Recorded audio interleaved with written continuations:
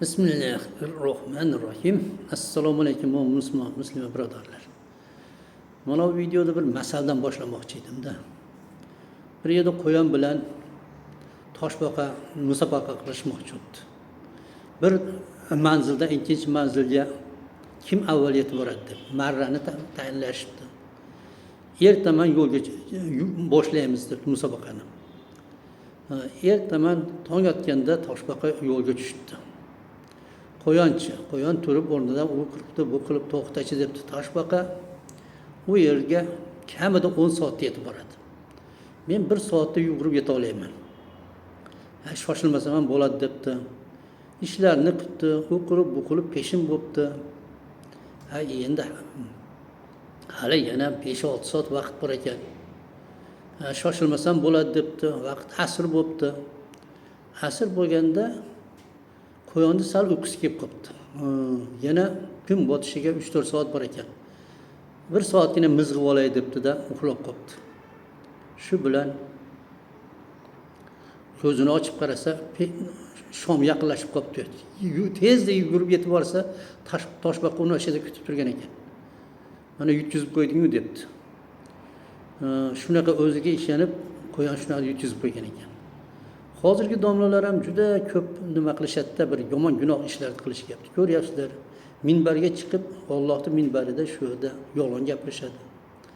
Boshimizda turgan tog'otlarga ular yo'qadigan fatvo chiqarib beradi. Xalqni har yo'l bilan aldaydi. Ularda işte shunaqa ifloslari bor, endi qo'yaverasan. Marega Roma degani kechayi safari chiqibdi. Toshkentda chang to'zonligi sababi bu hukumatning shu noto'g'ri ishlar emas, unga odamlarda nafrat bor emish.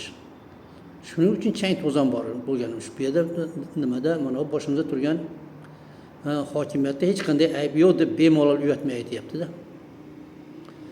Shu domlalar shunaqa gunohlarni qilishaveradi. Ular do'zax borligini bilishadi, jannat borligini bilishadi. Nimaga bunday qiladi desa, men ham chamamda o'sha mana qo'yonga o'xshatyapman-da. Qo'yon mana ertaman sahar birga yo'lga nimaga chiqmasdan, yugurishga chiqmay, undan keyin orqaga surib qo'yib, uxlab qolib, mana yutkizib qo'ydi. Bular ham chamamda shu keyinroq tavba qilib olamiz desa kerak-da. Lekin ularning juda ko'p qismi o'sha asrdan keyin uxlab qolgan qo'yonga o'xshab tavba qilishga ulgurmay qolyapti, o'tib ketyapti.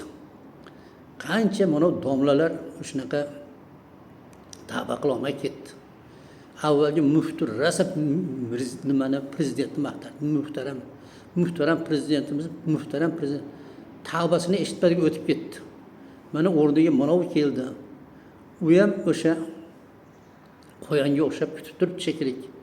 Lekin avvalgi mufti ham qo'yonga yutkizib qo'ygandek mana u tavba qilishga ulgurmay qolgan edi. Tavbasini eshitmadik. Lekin mana boshimizda tog'otni doim maqtab turganini eshitdik.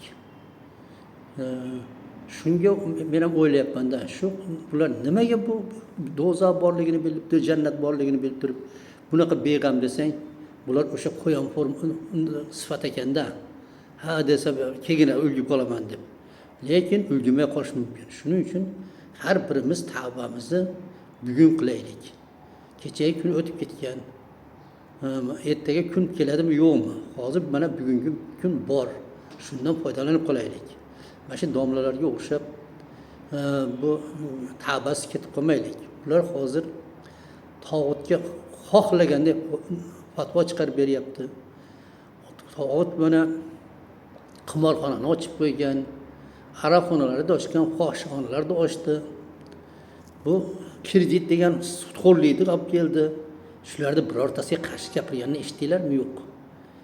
Ular nimani buyursa shuni qiladi. Mana ro'zada ovozni pasaytiringlar dedi.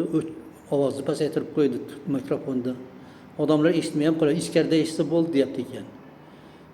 Bu yosh bolalarni kirgizmaylar dedi, kirgizmadi. Mana niqobga qarshi kurashinglar dedi. Unga qarshi kurashdi. Bular o'sha qilayotganini biladi. Lekin ular mana shu qo'yonga o'xshab ulguymiz deb qilyapti. Endi bular hammasi o'sha qo'yonga o'xshab ketishadi. Lekin biz tushunaylik. Boshimizda turgan tog'ut. Ular hech qachon haqni gapiradigan imomlarni minbarga olib kelmaydi. Minbarga kelgan o'sha haqni gapirganlar qanchasi mana otilib ketdi, qamalib ketdi, o'shada yo'qolib ketdi. Shundan bir xulosa chiqaringlarchi. Haq gapirgan domla qoldimi birorta? Qolmadi. Endi o'shanga erchib biz ham o'sha qo'yon forma bo'lib uxlab qolmaylik. Tezroq tavbamizni qilaylik. Tezroq bu zolimligini ayta olmasak ham, hech bo'lmasa qalbimizda ularni yomon ko'rib turaylik. Kim yaxshi ko'rgan bilan tiriladi deydi. Hozirgi mahalda mana o'tib ketgan Karimni ham rosa maqtashyapti. O'shalar maqtaganlar hammasi Karim bilan tiriladi. Karim bo'lsa dinga eng katta qarshilik ko'rsatgan. Juda ko'p musulmonlarni qirgan. O'sha maqtaganlar o'sha Karim bilan tiriladi. Mana bu tovuq baqarni maqtayotganlar ham juda ko'p. Ular ham tovuq baqar bilan tiriladi. Biz endi hech bo'lmasa qalbimizda shularni yonma-yon ko'rib qolaylik, o'shalar bilan tirilib qolmaylik. Sababi bular 30% Qur'onni inkor qilib najas qonun chiqarganlar. Allohning haqiqiy dushmani shular bo'ladi. Shuni tushunish uchun ko'p aql kerak emas. Lekin mana bu odamlar ko'p mana shu qo'yonga o'xshab keyinroq nima qilib olaman, tavba qilib olaman deb adashib qolyapti, kech qolyapti. Har kim o'zimizni qutqazaylik. O'zingizlarni va ahlilarda yoqilg'isi odamlar va toshlar bo'lgan do'zaxdan o'zinglarni qutqaringlar degan. Shunaqa o'zimizni qutqarish shu yo'l bilangina qutulib qolishning iloji bor ekan. Assalomu alaykum va rahmatullohi va barakatuh.